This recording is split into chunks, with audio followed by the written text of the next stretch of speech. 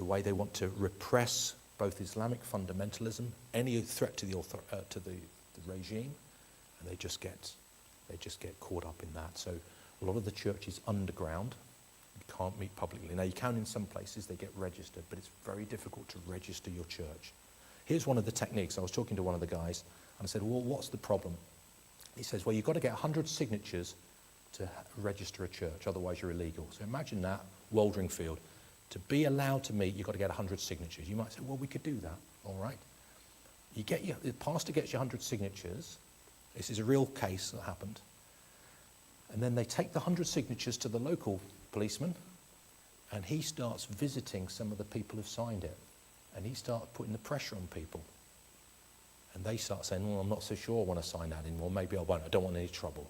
So they take away their signature.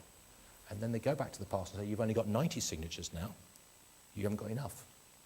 And the game goes on like this. And that's the sort of thing they'll do, putting the pressure on people.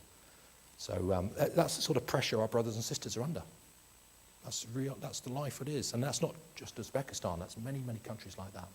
Aren't we in a privileged position to worship freely? Isn't that great? We really are. So we give thanks to God for that. But do remember our brothers and sisters in prayer, would you? Because, it is not easy. And it really challenges me. Would I stand firm? Would I put my signature there if the police were putting a bit of pressure on me and saying we could make life difficult for you? You know, your job might be under threat. I met a lady who was evangelizing people at school. She lost her job. And so on. So there's a cost to be paid. Well, I'm going to introduce you to some of the people that we met, but let's open up God's Word.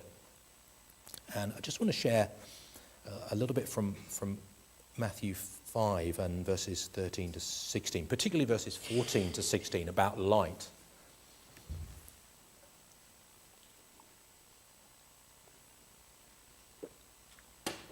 And there's a few bits